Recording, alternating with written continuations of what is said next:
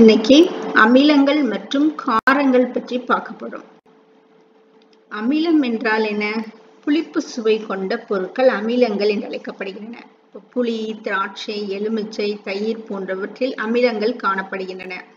அமிலங்கள் புளிப்பு சுவையுடையவை. கசப்பு தன்மை கொண்டவை காரங்கள் என்று அழைக்கப்படுகின்றன. சோப்பு, நாம இது பேக்கிங் சோடாவாக பயன்படுத்தக்கூடிய சோடியம் பைகார்பனேட் போன்றவை காரத்தன்மை உடையவை. சோப்பு காரத்தன்மை கொண்டது.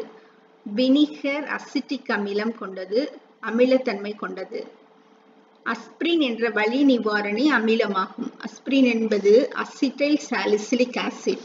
ஒரு பென்சீன் ரிங்ல ஒரு COOH குரூப்பும் ஒரு அசிட்டைல் குரூப்பும் COOCH குரூப்பும் பிரதியிடப்பட்ட ஒரு சேர்மம் அஸ்பிரின் ஆகும். அசிட்டைல் சாலிசிலிக் ஆசிட் அஸ்பிரின் என்று அழைக்கப்படுகிறது. இது ஒரு அமிலமாகும். அமிலமிழ்கியாக பயன்படும் காரங்கள் அலுமினியம் ஹைட்ராக்சைடும் மெக்னீசியம் ஹைட்ராக்சைடும் ஆகும். இவை இரண்டும் காரங்கள் ஆகும். அமிலம் என்பதனுடைய அர்த்தம் புளிப்பு சுவையுடையது ஆகும். இது அசிடஸ் என்ற லத்தீன் மொழி சொல்லிலிருந்து வருவிக்கப்பட்டது. இடப்பெயர்ச்சி செய்யத்தக்க ஹைட்ரஜனை கொண்ட சேர்மங்களுக்கு அமிலங்கள் என்று பெயர். இப்ப ஹைட்ரோகுளோரிக் அமிலத்தை எடுத்துக்கொள்வோம். இந்த ஹைட்ரோகுளோரிக் அமிலத்துல H இருக்குது. நைட்ரிக் அமிலம் HNO3ல H இருக்குது. சல்பூரிக் அமிலத்துல H2 2 ஹைட்ரஜன் இருக்குது. நீர்ல இந்த சேர்மங்களை கரைக்கும் பொழுது ஹைட்ரஜன் அயனி H+ அயனியை கொடுக்கின்றது. இதனால இடப்பெயர்ச்சி செய்யத்தக்க ஹைட்ரஜனை கொண்டுள்ள சேர்மங்களுக்கு அமிலங்கள் என்று பெயர். இப்ப HCl நீர்ல போடும்போது H+ அயனியும் Cl- அயனியும் குளோரைடு அயனியும் உருவாகின்றது. சல்பூரிக் அமிலத்தினுடைய வாய்ப்பாடு H2SO4. அதை நீரில் கரைக்கும் பொழுது 2 H+ அயனியையும் ஒரு சல்பேட் அயனி SO4 அயனியையும் கொடுக்கின்றது. இப்ப நீரில் கரையும் போது H+ அயனியை கொடுக்கக்கூடிய வேதிப்பொருட்களுக்கு அமிலங்கள் என்று பெயர். அமிலங்களை 2 வகையா பிரிக்கிறோம். ஒன்று கரிம அமிலம், மற்றொன்று கனிம அமிலம். உயிருள்ள பொருட்களில் இருந்து கிடைக்கக்கூடிய அமிலங்கள் கரிம அமிலங்கள் என்று அழைக்கப்படுகின்றன. தாதுக்களில் இருந்து எடுக்கப்படுகின்ற அமிலங்கள் உருவாக்கப்படுகின்ற அமிலங்கள் கனிம அமிலங்கள் என்று அழைக்கப்படுகின்றது. அர்கீனியஸ் அமிலங்களை அமிலம் என்றால் என்ன என்று வரையறை செய்தார். அமிலம் என்பது நீர் கரைசலில் H+ அயனியையும் H3O+ ஹைட்ரோனியம் அயனியையும் கொடுக்கக்கூடிய சேர்மங்களுக்கு அமிலம் என்று பெயர். நீர் கரைசலில் H+ அயனி அல்லது ஹைட்ரோனியம் அயனி H3O+ அயனியை தரக்கூடிய வேதிப்பொருட்களுக்கு அமிலங்கள் என்று பெயர். கரிம அமிலத்துக்கு எடுத்துக்காட்டு சிட்ரிக் அமிலம், டார்டாரிக் அமிலம். சிட்ரிக் அமிலம் எலுமிச்சையில் காணப்படுகிறது. டார்டாரிக் அமிலம் நாம் ரசத்துக்கு பயன்படுத்துகின்ற புளியில் காணப்படுகிறது. சிட்ரிக் அமிலத்தினுடைய வாய்ப்பாடு COOH, CH2, COCல கார்பன்ல ஒரு OH தொகுதியும் COOH தொகுதியும் பிரதியிடப்பட்டிருக்கு. அடுத்து CH2COOH என்பது சிட்ரிக் அமிலத்தினுடைய வாய்ப்பாடு. ஆரஞ்சு பழத்துல சிட்ரிக் அமிலம் காணப்படுகிறது. தயிர்ல லாக்டிக் அமிலம் காணப்படுகிறது. லாக்டிக் அமிலத்தினுடைய வாய்ப்பாடு CH3CHOH COOH என்பதாகும். தக்காளியில ஆக்சாலிக் அமிலம் காணப்படுகிறது. 2 COOH குரூப்பை கொண்ட அமிலம் ஆக்சாலிக் அமிலமாகும். வினிகர்ல அசிட்டிக் அமிலம் காணப்படுகிறது. CH3COOH என்பது அசிட்டிக் அமிலத்தினுடைய வாய்ப்பாடு. ஆப்பிளில் மாலிக் அமிலம் காணப்படுகின்றது. COOH, CH2, CHOH, COOH என்பது மாலிக் அமிலத்தினுடைய வாய்ப்பாடாகும். டார்டாரிக் அமிலத்தினுடைய வாய்ப்பாடு COOH, CHOH, CHOH, COOH. COOH கொண்ட எல்லா தனிமங்களும் எல்லா சேர்மங்களும் கரிம அமிலங்கள் என்று அழைக்கப்படுகின்றன. இந்த படத்துலயும் பாருங்க, வினிகர்ல அசிட்டிக் அமிலம் இருக்கு, எலுமிச்சம்பழத்துல சிட்ரிக் அமிலம் இருக்கு, தக்காளியில ஆக்சாலிக் அமிலம் இருக்கு, திராட்சையில டார்டாரிக் அமிலம் இருக்கு, அதே மாதிரி புளியிலையும் டார்டாரிக் அமிலம் இருக்கு, பாலில் லாக்டிக் அமிலம் இருக்குது, எறும்பினுடைய கொடுக்கில் ஃபார்மிக் அமிலம் இருக்கு. ஃபார்மிக் அமிலத்தின் வாய்ப்பாடு HCOOH. கனிம அமிலங்கள் தாதுக்களில் இருந்து பிரித்தெடுக்கக்கூடிய அமிலங்கள் கனிம அமிலங்கள் என்று அழைக்கப்படுகின்றன. கனிம அமிலங்களுக்கு எடுத்துக்காட்டு HCl ஹைட்ரோகுளோரிக் அமிலம், H2SO4 சல்பியூரிக் அமிலம், HNO3 நைட்ரிக் அமிலம். அமிலங்களுடைய பண்புகள். அமிலங்கள் புளிப்பு சுவையுடையவை, அமிலங்கள் நிறமற்றவை. அமிலங்கள் அரிக்கும் தன்மை கொண்டவை. தோல், துணி, காகிதம் போன்றவற்றை அரிக்கும் தன்மை கொண்டது அமிலங்களாகும். பெரும்பாலும் எல்லா அமிலங்களும் திரவ நிலையில் காணப்படுகின்றன. சில அமிலங்கள் மட்டும் திண்ம நிலையில் காணப்படுகின்றன. திண்ம நிலையில காணப்படுகின்ற அமிலத்துக்கு எடுத்துக்காட்டு பென்சாயிக் அமிலம். நிறங்காட்டிகள் மூலமாக நாம் அமிலங்களை அடையாளம் கண்டறிய முடியும். நீல லிட்மஸ் தாளை சிவப்பாக மாற்றினால் அது அமிலமாகும். மெத்தில் ஆரஞ்சு கரைசலை சிவப்பாக மாற்றினால் அதுவும் அமிலமாகும். இப்போ மெத்தில் ஆரஞ்சு மற்றும் நீல லிட்மஸை பயன்படுத்தி நாம் அமிலங்களை கண்டறிய முடியும். அமிலங்கள் நீரில் நன்கு கரைகின்றன. அமிலங்களுடைய நீர் கரைசல் மின்சாரத்தை கடத்தும் தன்மை கொண்டவை. நம்ம வயிற்றுல இந்த படத்தை பாருங்க. பென்சாயிக் அமிலம் திண்ம அமிலத்துக்கு எடுத்துக்காட்டு பென்சாயிக் அமிலம். இது பென்சாயிக் அமிலத்தினுடைய படிகங்கள். நம்ம வயிற்றுல சுரக்கக்கூடிய அமிலம் ஹைட்ரோகுளோரிக் அமிலம். இது பசியுணர்வை ஏற்படுத்துகிறது. பசிச்சோடனே நாம் சாப்பிடலனா அந்த ஹைட்ரோகுளோரிக் அமிலம் உடற்சுவர்களை அரித்து வயிற்று புண்ணை ஏற்படுத்தி விடுகின்றது. உலோகங்களுடன் வினை. துத்தநாகம், மெக்னீசியம், அலுமினியம் போன்ற உலோகங்களுடன் ஹைட்ரோகுளோரிக் அமிலம் அல்லது சல்பியூரிக் அமிலம் வினைபுரிந்து உலோக உப்புகளையும் ஹைட்ரஜன் வாயுவையும் தருகிறது. உலோகம் நீர்த்த அமிலங்களுடன் வினைபுரியும் பொழுது உலோக உப்புகளும் ஹைட்ரஜன் வாயுவும் கிடைக்கின்றது. இப்போ உலோகத்துக்கு எடுத்துக்காட்டு சிங்க், அமிலத்துக்கு எடுத்துக்காட்டு ஹைட்ரோகுளோரிக் அமிலம். சிங்க் ஹைட்ரோகுளோரிக் அமிலத்துடன் வினைபுரிந்து சிங்க் குளோரைடை தெரிகிறது. ZnCl2 சேர்ந்து ZnCl2 உருவாக்குகிறது. துத்தநாகத்தின் இணைதிறன் 2 குளோரின் கீழே 2 போட்டிருக்கோம். குளோரினுக்கு இணைதிறன் 1 சிங்க்கு கீழே எதுவும் போடல. மீதமுள்ள 2 ஹைட்ரஜன் வாயுவாக வெளிப்படுகின்றது. இதே மாதிரி இரும்பு உலோகம் சல்பியூரிக் அமிலத்துடன் வினைபுரியும் போது இரும்பு சல்பேட்டையும் ஹைட்ரஜன் வாயுவையும் தருகிறது. இரும்பு FeSO4 என்ற சல்பேட் அயனுடன் சேர்ந்து இரும்பு சல்பேட்டை கொடுக்கிறது. ஹைட்ரஜன் மீதமுள்ள 2 ஹைட்ரஜனும் ஹைட்ரஜன் வாயுவாக வெளிப்படுகிறது. இங்க சல்பேட் இரும்பு 2க்குமே இணைதிறன் 2, அதனால எந்த நம்பரும் நம்ம போட வேண்டிய அவசியம் இல்லை. இப்போ ஒரு சோதனை குழாயில ஹைட்ரோகுளோரிக் அமிலத்தை எடுத்துட்டு கொஞ்சோண்டு மெக்னீசியம் நாடாவை அதுக்குள்ள போட்டோம்னா 2 வினைபுரிந்து ஹைட்ரஜன் வாயு வெளிவரும். எரியும் குச்சியை சோதனை குழாயினுடைய வாயு பகுதியில வச்சுனா அது பாப் என்ற ஒளியுடன் அணைந்து விடுவதை காண்கிறோம். இது ஹைட்ரஜன் வாயுவினுடைய பண்பு.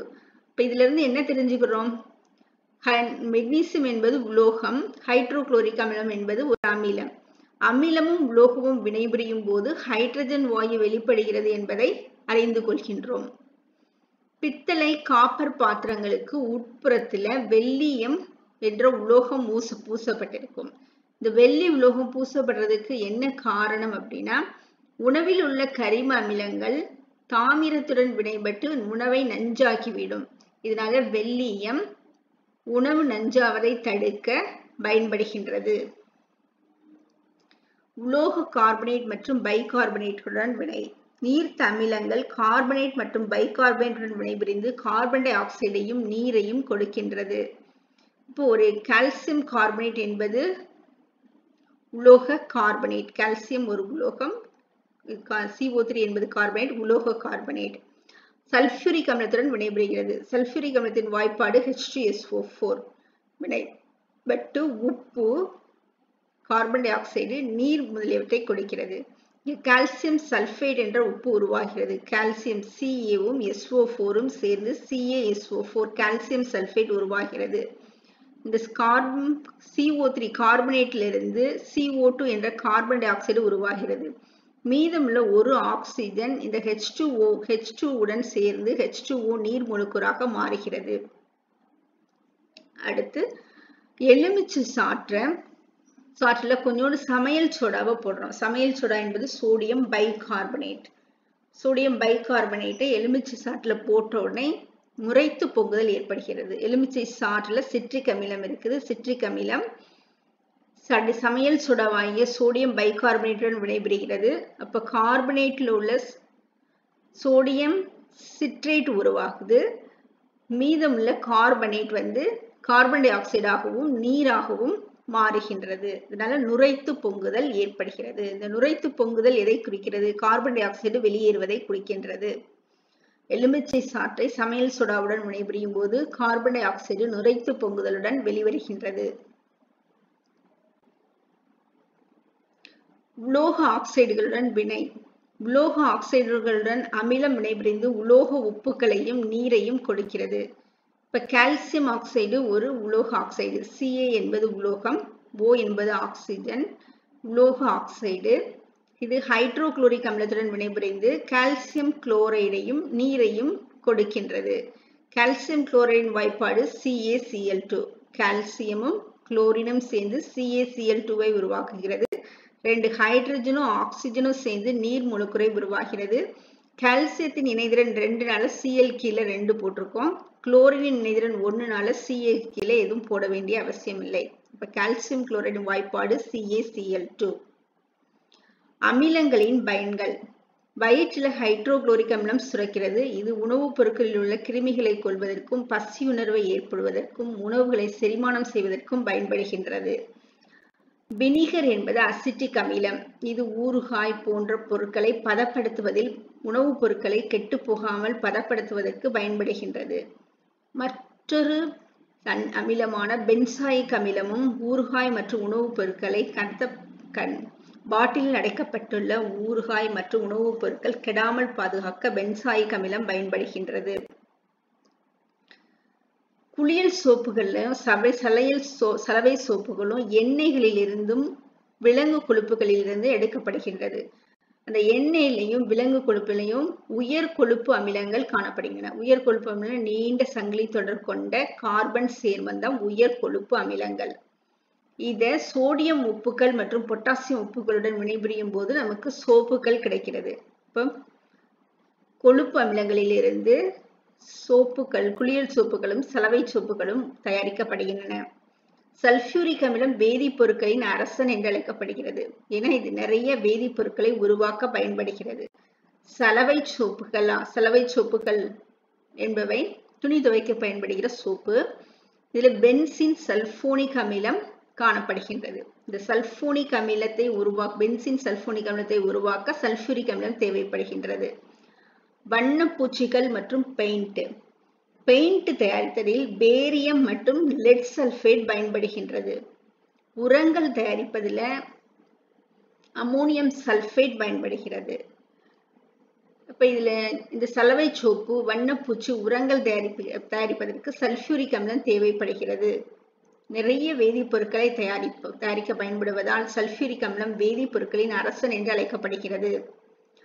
ஹைட்ரோகுளோரிக் அமிலம், நைட்ரிக் அமிலம், சல்பியூரிக் அமிலம் போன்ற அமிலங்கள் ஆய்வக கரணியாக பயன்படுத்தப்படுகின்றன. சோதனை சாலைகள்ல உப்புக்கள், உலோக உப்புக்கள், என்னென்ன உலோக உப்புக்கள் காணப்படுகின்றது என்பதை கண்டறிவதற்கு ஆய்வக கரணியாக சல்பியூரிக் அமிலம், நைட்ரிக் அமிலம், ஹைட்ரோகுளோரிக் அமிலம் போன்ற அமிலங்கள் பயன்படுத்தப்படுகின்றன. DNA என்பது மரபு பொருள் ஆகும். செல்களில் செல்லின் உட்கருவில் குரோமோட்டின் வலைப்பின்னலில் காணப்படுகின்ற மரபு பொருள் DNA ஆகும். இந்த DNA விரிவாக்கம் டிஆக்சி ரிபோ நியூக்ளிக் அமிலம். இது ஒரு அமிலம் ஆகும். அது மாதிரி RNA என்பது புரதங்களை உற்பத்தி செய்ய பயன்படக்கூடியது. இது ரிபோசோம்களில் காணப்படக்கூடியது. RNAவின் விரிவாக்கம் ரிபோ நியூக்ளிக் அமிலம். நியூக்ளிக் அமிலம், டிஆக்சி நியூக்ளிக் அமிலம், ரிபோ நியூக்ளிக் அமிலங்கள் போன்றவை செல்களில் காணப்படுகின்றன. DNA மரபு பொருள் உருவாக்க பயன்படுகிறது. RNA புரதங்களை உருவாக்க பயன்படுகின்றது. வினிகர் என்பது 10% அசிட்டிக் அமிலம், பென்சாயிக் அமிலம். இவை இரண்டு உணவுப் பொருட்கள் நீண்ட நாட்கள் கெடாமல் பாதுகாக்க பயன்படுகின்றது. அடுத்தது காரங்கள் பற்றி பார்ப்போம். சோப்பு வளவளப்பு தன்மை கொண்டது. காரங்களும் வளவளப்பு தன்மை கொண்டவை. சோப்பு ஒரு காரமாகும். சோப்பு அரிக்கும் தன்மை கொண்டது, கசப்பு சுவை கொண்டது. காரங்கள் அரிக்கும் தன்மை கொண்டவை, கசப்பு சுவை கொண்டவை. சலவை சோப்புகள், பட்பசைகள் போன்றவை காரத்தால் ஆனது. சலவை சோப்புகள் என்பது சோடியம் உப்புக்கள். அதனால சோடியம் ஹைட்ராக்சைடு சலவை சோப்பு தயாரிக்க பயன்படுகிறது. கொழுப்பு அமிலங்கள் மற்றும் எண்ணெய்களை சோடியம் ஹைட்ராக்சைடுடன் வினைப்படுத்தும் பொழுது சலவை சோப்பு தயாரிக்கப்படுகின்றது. இப்ப சோடியம் ஹைட்ராக்சைடு சோப்பு தயாரிக்க பயன்படுகிறது. அடுத்து பட்பசைகள்.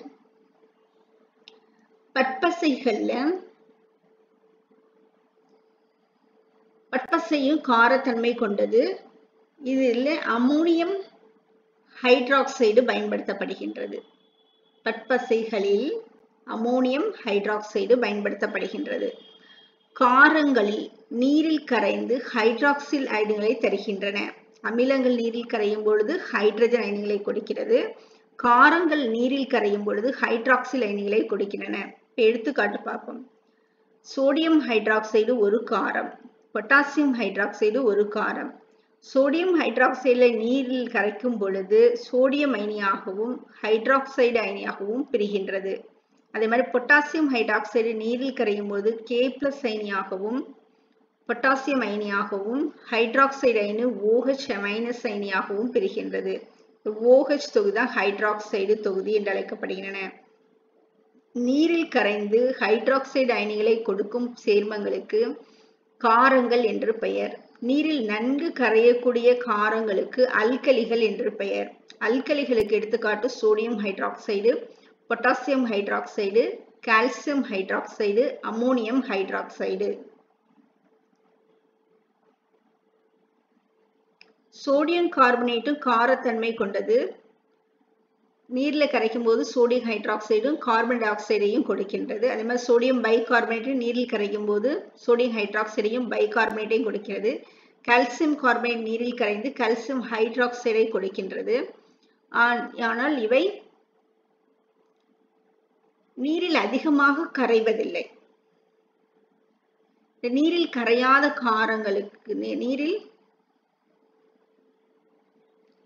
அதிகமாக கரையாத காரங்கள் அல்லது sodium carbonate, bicarbonate, calcium carbonate போன்ற காரங்கள் என்று அழைக்கப்படுகின்றன. இவை அல்கலிகள் என்று அழைக்கப்படுவதில்லை. இப்ப மெக்னீசியம் ஹைட்ராக்சைடு மெக்னீசியம் பால்மம் தயாரிக்க பயன்படுகிறது. இது வயிற்றில் உள்ள அமிலத்தன்மையை நடுநிலையாக்க பயன்படுகின்றது. மெக்னீசியம் ஹைட்ராக்சைடு வாய்ப்பாடு MgOH2. மெக்னீசியத்தினுடைய இணைதிறன் 2, அதனால ஹைட்ராக்சைடு அயனியை பிராக்கெட்ல போட்டு கீழே 2 போட்டிருக்கோம். சோடியம் ஹைட்ராக்சைடின் வாய்ப்பாடு NaOH. இது சலவை சோப்பு தயாரிக்க பயன்படுகிறது. அம்மோனியம் ஹைட்ராக்சைடின் வாய்ப்பாடு NH4OH. NH4 என்பது அம்மோனியம் அயனி, OH என்பது ஹைட்ராக்சைடு அயனி. இது ஜன்னல்களை சுத்தம் செய்வதற்கு கரைசல்கள் பயன்படுகின்றன. கால்சியம் ஹைட்ராக்சைடு என்பது CaOH2. கால்சியத்தின் இணைதிறன் 2னால OH பிராக்கெட்ல போட்டு கீழே 2 போட்டிருக்கோம். OH இணைதிறன் 1, அதனால கால்சியத்துக்கு கீழே 1 எழுத வேண்டிய அவசியம் இல்லை. சுண்ணாம்பு நீர், நம்ம வீட்டுக்கு வெள்ளை அடிக்கிற சுண்ணாம்பு நீர்ல கால்சியம் ஹைட்ராக்சைடு இருக்கு. குளியல் சோப்புகள் தயாரிப்பதில் பொட்டாசியம் ஹைட்ராக்சைடு பயன்படுகிறது. பொட்டாசியம் ஹைட்ராக்சைடின் வாய்ப்பாடு KOH. K என்பது பொட்டாசியம், OH என்பது ஹைட்ராக்சைடு. இது குளியல் சோப்புகள் தயாரிக்க பயன்படுகிறது. கீழே சோடியம் ஆக்சைடு ஒரு ஆக்சைடு. பொட்டாசியம் ஹைட்ராக்சைடு நீரில் நன்கு கரையிறனால அல்கலி ஆகும். கால்சியம் ஹைட்ராக்சைடு நீரில் கரையிறனால அல்கலி ஆகும். அம்மோனியம் ஹைட்ராக்சைடு நீரில் கரையிறனால அல்கலி ஆகும். பெரிக் ஹைட்ராக்சைடு குறைவாகவே நீரில் கரையிறனால இது ஒரு காரம். சிங்க் ஆக்சைடு ஒரு ஆக்சைடு ஆகும்.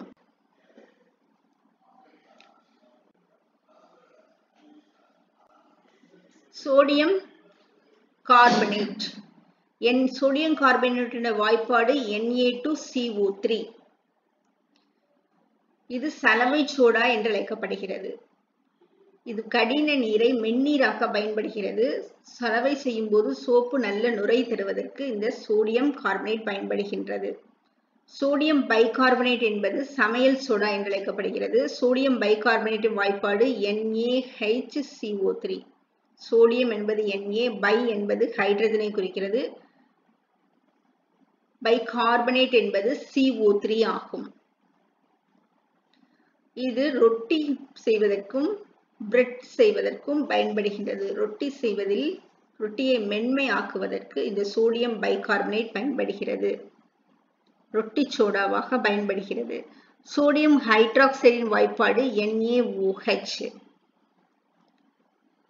இது காஸ்டிக் சோடா என்று அழைக்கப்படுகின்றது.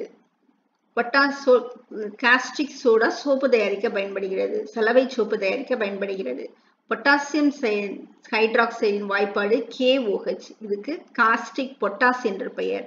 இது குளியல் சோப்புகள் தயாரிக்க பயன்படுகின்றன. காரங்களின் இயற்பியல் பண்புகள். காரங்கள் திண்ம நிலையில் காணப்படும். சில காரங்கள் மட்டும் திரவ நிலையில காணப்படும். எடுத்துக்காட்டு ammonium hydroxide, calcium hydroxide. Ammonium hydroxide தூய்மையாக்கும் பொருளாக பயன்படுகிறது. கால்சியம் ஹைட்ராக்சைடு வெள்ளையடிக்க பயன்படுகின்றது.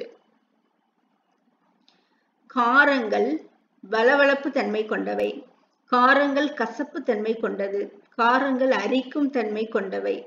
இப்ப பாத்ரூம்லாம் நம்ம கிளீன் பண்றோம்னா செப்பல் போட்டு கிளீன் பண்ணணும். இல்லைன்னா அதுல உள்ள சேர்க்கப்பட்டிருக்க காரம் நம்ம காலில் உள்ள தோள்களை அரித்து விடும். காரங்கள் நிறமற்றவை. சிவப்பு லிட்மஸ் தாளை காரங்கள் நீல நிறமாக மாற்றுகிறது. மெத்தில் ஆரஞ்சை கார கரைசல்கள் மஞ்சள் நிறமாக மாற்றுகின்றது. பினாப்தலின் கார கரைசலை இளஞ்சிவப்பு நிறமாக மாற்றுகிறது. இவை இந்த நிறங்காட்டிகளை பயன்படுத்தி காரங்களை அடையாளம் கண்டறிய முடியும். காரங்களின் நீர் கரைசல்கள் மின்சாரத்தை கடத்தும் தன்மை கொண்டவை. என அமிலங்கள் காணப்படுகிறது. இப்ப சோடியம் ஹைட்ராக்சைடுனா Na+ அயனியும் OH- அயனியும் உருவாகிறது. இந்த மின் பகுளிகள் மின்சாரத்தை கடத்துகின்றன. உலோகங்களுடன் வினை. அலுமினியம் மற்றும் துத்தநாகம் உலோகத்துடன் வினைபுரிந்து உலோக உப்புக்களையும் ஹைட்ரஜன் வாயுவையும் காரங்கள் கொடுக்கின்றன. இப்ப அலுமினியம் சோடியம் ஹைட்ராக்சைடு மற்றும் நீருடன் வினைபுரிந்து சோடியம் அலுமினேட் மற்றும் ஹைட்ரஜனை தருகிறது. அலுமினியத்தின் குறியீடு Al. சோடியம் ஹைட்ராக்சைடின் குறியீடு NaOH. நீரினுடைய வாய்ப்பாடு H2O. சோடியம் அலுமினேட் உருவாகிறது. Na சோடியம், அலுமினேட் என்பது AlO2. இப்ப சோடியத்தின் இணைதிறன் 1, அலுமினியத்தின் இணைதிறன் 1, அலுமினியத்தின் இணைதிறன் 3. இப்ப சோடியத்தின் இணைதிறன் 1. இப்ப 3, 1, 4 நேர்மின் இணைதிறன் கொண்டது. இதை சமப்படுத்துவதற்கு எதிர்மின் இணைதிறன் தேவை. ஒரு ஆக்சிஜனின் இணைதிறன் 2-. 2 ஆக்சிஜன் சேர்ந்தனா 4- ஆகுது. இப்ப 4 மைனஸ் அயனி இருக்குது. அதை சமப்படுத்துவதற்கு 4 நேர்மின் அயனிகள் இந்த உப்புகளில் உள்ளன. சோடியம் 1 நேர்மின் தன்மை கொண்டது. அலுமினியம் 3 நேர்மின் தன்மை கொண்டது. சோடியம் மெட்டா அலுமினேட் உருவாகின்றது. அதோடு மீதமுள்ள இந்த H2 உள்ள ஹைட்ரஜனும் OH உள்ள ஹைட்ரஜனும் சேர்ந்து ஹைட்ரஜன் வாயுவாக வெளிப்படுகின்றன. அலோக ஆக்சைடுகளுடன் வினை. அலோக ஆக்சைடுகளுடன் வினைபுரிந்து உப்பையும் நீரையும் காரங்கள் கொடுக்கின்றன. எடுத்துக்காட்டு சோடியம் ஹைட்ராக்சைடு ஒரு காரம். அலோக ஆக்சைடுக்கு எடுத்துக்காட்டு carbon di oxide CO2. Carbon di oxide வாயுவை சோடியம் ஹைட்ராக்சைடு கரைசலின் வழியாக செலுத்தும் பொழுது சோடியம் கார்பனேட் உருவாகிறது. சோடியம் இந்த ஒரு ஆக்சிஜன் மற்றும் கார்பன் டை ஆக்சைடு சேர்ந்து Na2CO3 உருவாகிறது. கார்பனேட் அயனியுடைய இணைதிறன் 2னால சோடியத்துக்கு கீழே 2 போட்டிருக்கு. சோடியத்தின் இணைதிறன் 1னால கார்பனேட் அயனிக்கு கீழே பிராக்கெட் போட்டு எந்த நம்பரும் போடல. நீரின் மீதமுள்ள 2 ஹைட்ரஜனும் ஒரு ஆக்சிஜனும் சேர்ந்து நீர் மூலக்கூறாக மாறுகின்றது. அமில உப்புகளுடன் வினை. அமோனியம் உப்புகளுடன் வினை. உலோக உப்புக்கள், காரங்கள் அமோனியம் உப்புகளுடன் வினைபுரிந்து உலோக உப்புக்கள் அமோனியா மற்றும் நீரை தருகின்றது. அமோனியம் உப்புக்கு எடுத்துக்காட்டு அமோனியம் குளோரைடு NH4Cl. காரத்துக்கு எடுத்துக்காட்டு NaOH. இந்த சோடியமும் குளோரினும் சேர்ந்து சோடியம் குளோரைடு உருவாகிறது. NH4 என்பது அமோனியம் அயனி. அமோனியம் அயனியில் உள்ள ஒரு ஹைட்ரஜன் விடுபட்டு NH3 என்ற அமோனியாவாக மாறுகிறது. இந்த அமோனியம் அயனில் உள்ள ஒரு ஹைட்ரஜனும் இந்த OH தொகுதியும் சேர்ந்து H2O நீர் மூலக்கூறாக மாறுகின்றது.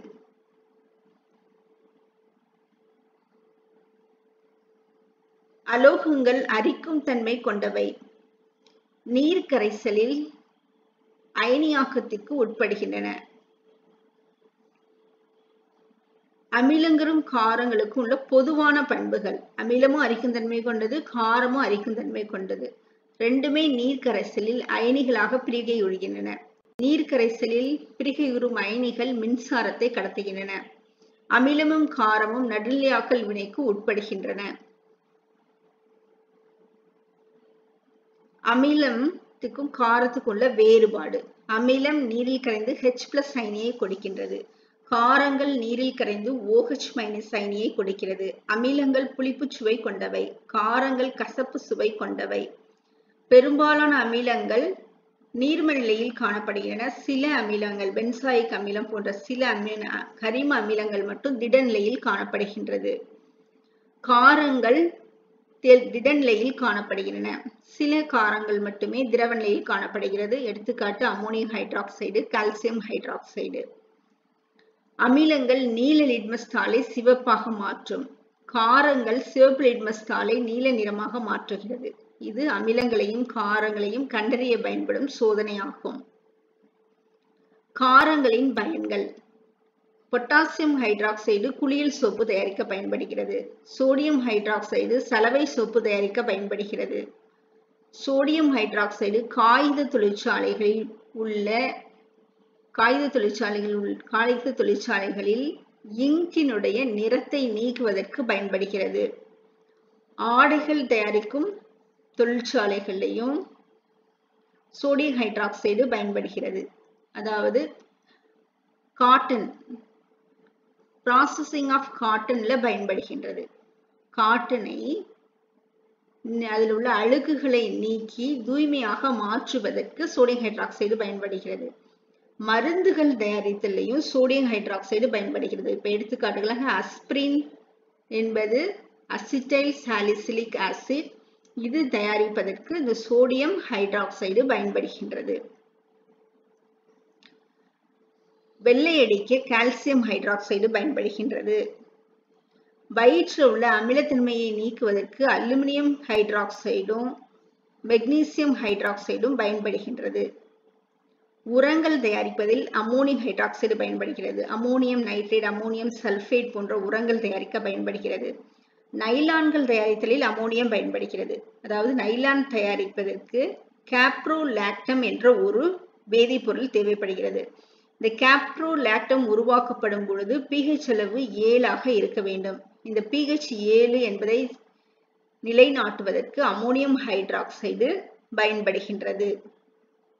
அடுத்து வேதிவினை முடிந்த பிறகு எக்ஸஸா இருக்கக்கூடிய சல்பியூரிக் அமிலத்தை நடுநிலைப்படுத்துவதற்கும் இந்த அமோனியம் ஹைட்ராக்சைடு பயன்படுகின்றது. நெகிழிகள், பிளாஸ்டிக் தயாரித்தலில் அமோனியம் ஹைட்ராக்சைடு கரைப்பானாக பயன்படுகின்றது. ரப்பர் மற்றும் நெகிழிகள் தயாரித்தலில் அமோனியம் ஹைட்ராக்சைடு கரைப்பானாக பயன்படுகிறது. நடுநிலையாக்கல் வினை. அமிலமும் காரமும் வினைபுரிந்து உப்பையும் நீரையும் உருவாக்கும் வினைக்கு நடுநிலையாக்கல் வினை என்று பெயர். அமிலம் பிளஸ் காரம் gives உப்பு பிளஸ் நீர். அமிலத்துக்கு எடுத்துக்காட்டு ஹைட்ரோகுளோரிக் அமிலம். இது நீரில் கரையும் போது H+ அயனியையும் குளோரைடு அயனியையும் தருகின்றது. சோடியம் ஹைட்ராக்சைடு என்பது காரம். இது நீரில் கரையும் போது Na+ அயனியும் OH- அயனியும் தருகிறது. இந்த சோடியமும் குளோரினும் சேர்ந்து சோடியம் குளோரைடை கொடுக்கிறது. ஹைட்ரஜனும் ஆக்சிஜனும் சேர்ந்து ஹைட்ராக்சைடும் சேர்ந்து நீர் மூலக்கூறை கொடுக்கிறது. அமிலம் HCl, காரம் NaOH, வினைபுரிந்து NaCl என்ற உப்பையும் H2O என்ற நீரையும் கொடுக்கிறது. இது நடுநிலையாக்கல் வினை என்று அழைக்கப்படுகிறது. இப்ப நடுநிலையாக்கல் வினை நிகழும் போது என்னென்ன உப்புக்கள் உருவாகணும் இந்த அட்டவணையில கொடுத்திருக்கு. ஹைட்ரோகுளோரிக் அமிலம் சோடியம் ஹைட்ராக்சைடுடன் வினைபுரியும் போது சோடியம் குளோரைடு உப்பு உருவாகிறது. ஹைட்ரோகுளோரிக் அமிலத்தில் உள்ள Cl-ம் NaO சேர்ந்து NaCl என்ற உப்பு உருவாகிறது. ஹைட்ரஜனும் OH சேர்ந்து நீர் உருவாகும். சல்பூரிக் அமிலம் சோடியம் ஹைட்ராக்சைடுடன் வினைபுரியும் போது சோடியம் சல்பேட் உருவாகிறது. சோடியம் ஹைட்ராக்சைடில் உள்ள Na அயனியும் சல்பூரிக் அமிலத்தில் உள்ள சல்பேட் அயனி SO4 அயனியும் சேர்ந்து Na2SO4 கொடுக்கிறது. இங்க சல்பேட் அயனியின் இணைதிறன் 2னால கீழே Na-க்கு கீழே 2ன்னு போடுறோம். நைட்ரிக் அமிலமும் சோடியம் ஹைட்ராக்சைடு காரமும் சேர்ந்து சோடியம் நைட்ரேட் என்ற உப்பை கொடுக்கிறது. சோடியமும் NO3 அயனியும் சேர்ந்து சோடியம் நைட்ரேட்டை உருவாக்குகின்றது. ஹைட்ரஜனும் OH சேர்ந்து நீர் மூலக்கூறை உருவாக்கும். அசிட்டிக் அமிலம் சோடியம் ஹைட்ராக்சைடுடன் வினைபட்டு சோடியம் அசிட்டேட்டை கொடுக்கிறது. சோடியமும் அசிட்டேட் CH3COO குரூப்புக்கு அசிட்டேட் என்று பெயர், அசிட்டைல் குரூப் என்று பெயர். சோடியமும் அசிட்டைல் குரூப்பும் சேர்ந்து சோடியம் அசிட்டேட்டை கொடுக்கிறது. மீதமுள்ள H-ம் OH-ம் சேர்ந்து நீர் மூலக்கூறை கொடுக்கும்.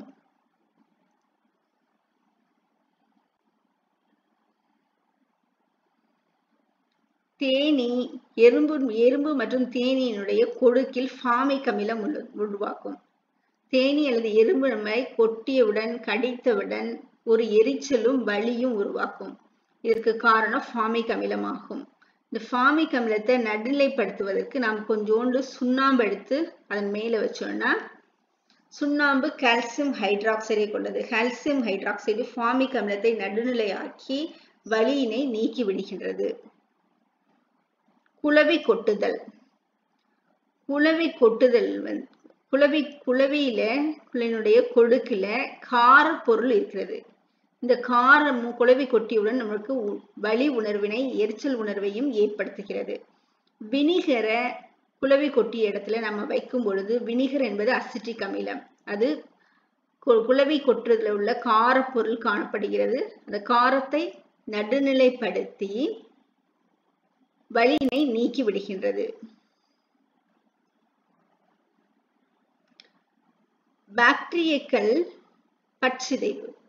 நம்ம சாப்பிடும் போது உணவு துகள்கள் பல் இடைவெளிகளை கொண்டு சேர்கிறது. இந்த பல் இடைவெளிகளை சேர்ந்த பாக்டீரியங்கள் உணவுப் பொருட்களை சிதைத்து அமிலத்தன்மையை உருவாக்குகின்றன. அந்த அமிலத்தன்மை பற்களை அரித்து விடுகின்றது. இது பற்சிதைவு என்று அழைக்கப்படுகிறது. இந்த பற்சிதைவை குறைப்பதற்காகத்தான் நம்ம பற்பசையை பயன்படுத்துறோம். பற்பசை காரத்தன்மை கொண்டது.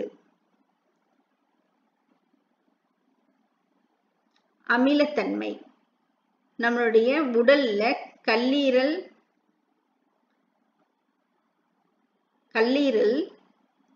பித்த நீரை சுரக்கின்றது. அது பித்தப்பையில் சேமிக்கப்படுகிறது. கணையம் கணைய நீரை சுரக்கிறது. ஹைட்ரோகுளோரிக் அமிலம் வயிற்றில் சுரக்கப்படுகிறது. இந்த பித்த நீரும் கணையம் சுரக்கக்கூடிய கணைய நீர் ஹைட்ரோகுளோரிக் அமிலம் இவை உணவு செரிமானத்திற்கு பயன்படுகின்றன. ஹைட்ரோகுளோரிக் அமிலம் அதிகமாக சுரந்தால், அதாவது பசி எடுத்ததும் சாப்பிடலன்னா உணவு குழாயிலையும் மார்பு பகுதியிலையும் எரிச்சல் உணர்வு உருவாகும். இது வயிறு மற்றும் உணவு குழாய்கள்ல புண்ணை ஏற்படுத்துகிறது. இந்த அமிலத்தன்மையை வயிற்றில் உள்ள அமிலத்தன்மையை நடுநிலையாக்க நாம மெக்னீசியம் ஹைட்ராக்சைடு, அலுமினியம் ஹைட்ராக்சைடு, பால்மெத்தை நாம பயன்படுத்துகின்றோம். இது அமில நீக்கியாக பயன்படுத்தப்படுகிறது. அமிலத்தன்மை வேளாண்மையில அமிலத்தன்மை கொண்ட நிலத்தை நடுநிலைத்தன்மை கொண்டதாக மாற்றுவதற்கு நாம சுண்ணாம்பு கால்சியம் ஆக்சைடையும் சுண்ணாம்பு கற்கள் கால்சியம் கார்பனேட்டையும் பயன்படுத்துறோம். சுட்ட சுண்ணாம்புக்கு கால்சியம் ஆக்சைடு என்று பெயர்.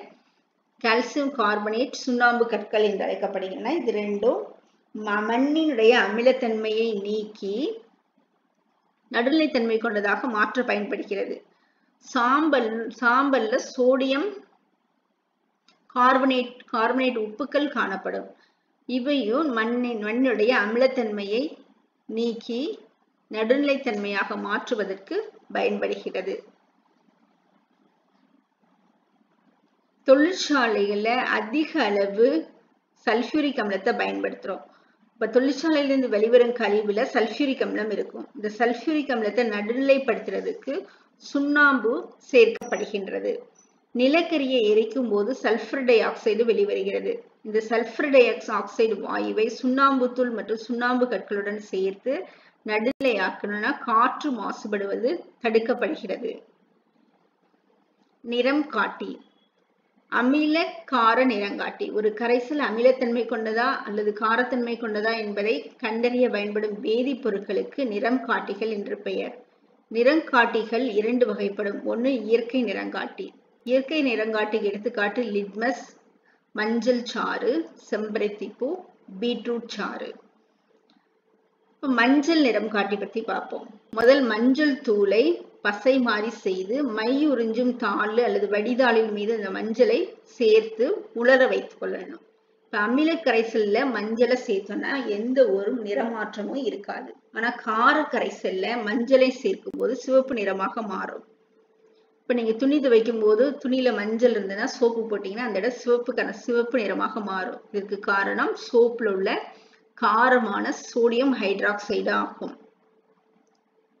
இந்த மஞ்சள் நிறங்காட்டி ஒரு கிளாஸ்ல மஞ்சள் தூள் 2 கிளாஸ்ல மஞ்சள் தூள் எடுத்துக்கிறோம். ஒண்ணுல அமிலத்தை சேர்க்கிறோம், எந்த மாற்றமும் இல்லை. மற்றொன்றுல காரத்தை சேர்க்கும், சிவப்பு நிறமாக மாற்றமடைகிறது. வெந்நீர்ல செம்பருத்தி பூவை போட்டோம்னா இந்த மாதிரி ரோஸ் கலரான ஒரு சாறு நமக்கு கிடைக்கிறது. வெந்நீர்ல 5 to 10 நிமிஷம் செம்பருத்தி பூவை போடும்போது நமக்கு செம்பருத்தி பூ சாறு கிடைக்கிறது. அதனுடன் அமிலத்தை சேர்த்தோம்னா இளம் சிவப்பு நிறம் தோன்றுகின்றது. காரத்தை சேர்த்தோம்னா பச்சை நிறமாக மாறுகிறது. இதுல இருந்து அமிலமும் காரத்தையும் நாம கண்டறிய முடிகின்றது. பீட்ரூட் சாறு நிறங்காட்டி. பீட்ரூட் சாறை எடுத்துட்டு அதுல அமிலத்தையும் காரத்தையும் நம்ம சேர்த்து பார்க்கணும். சோடியம் ஹைட்ராக்சைடு காரத்தை முதல்ல சேர்க்கிறோம்.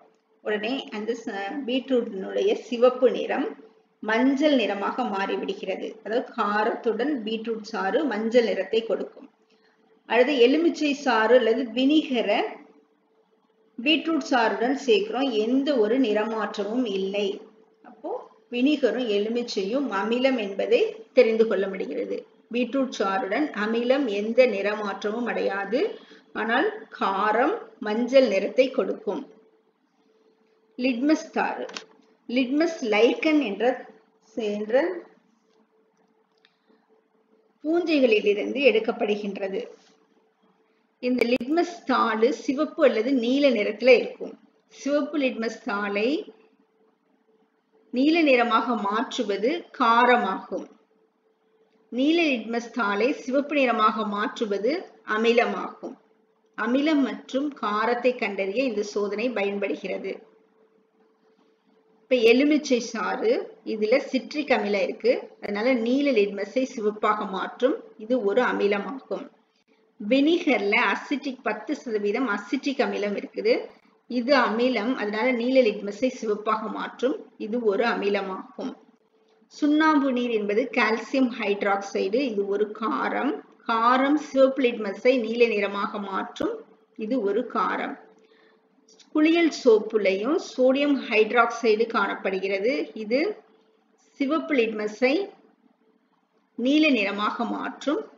இது குளியல் சோப்பு ஒரு காரமாகும். ஆரஞ்சு சாறு. ஆரஞ்சு சாறு சிட்ரிக் அமிலம் காணப்படுகிறது, அதனால நீல லிட்மஸை சிவப்பாக மாற்றும். இது ஒரு அமிலம். செயற்கை நிறங்காட்டி. செயற்கை நிறங்காட்டிக்கு எடுத்துக்காட்டு பினாப்தலினும் மெத்தில் ஆரஞ்சும்.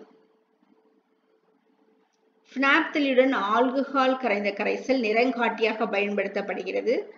பினாப்தலினை அமிலத்துடன் சேர்க்கும் போது எந்த நிறமாற்றமும் ஏற்படாது. ஆனால் கார கரைசலுடன் பினாப்தலின் சேர்க்கப்படும் பொழுது இளம் சிவப்பு நிறமாக மாறுகிறது. Methyl orange. மெத்தில் ஆரஞ்சை அமில கரைசலுடன் சேர்க்கும் போது சிவப்பு நிறமாக மாறும். கார கரைசலுடன் சேர்க்கும் போது மஞ்சள் நிறமாக மாறும். நிறங்காட்டி நீல லிட்மஸ் அமில கரைசலுடன் சிவப்பு நிறத்தை கொடுக்கிறது. கார கரைசலுடன் எந்த நிறமாற்றமும் ஏற்படாது. சிவப்பு லிட்மஸ் தாள் அமில கரைசலுடன் எந்த நிறமாற்றமும் ஏற்படுவதில்லை. கார கரைசலுடன் நீல நிறமாக மாறுகிறது. பினாப்தலின் அமில கரைசலுடன் எந்த நிறமாற்றமும் அடைவதில்லை, நிறமற்றதாக இருக்கும். கார கரைசலுடன் இளம் சிவப்பு நிறத்தை கொடுக்கும். மெத்தில் ஆரஞ்சு அமில கரைசலுடன் சிவப்பு நிறத்தை கொடுக்கும். மெத்தில் ஆரஞ்சு கார கரைசலுடன் மஞ்சள் நிறத்தை கொடுக்கிறது. Thank you.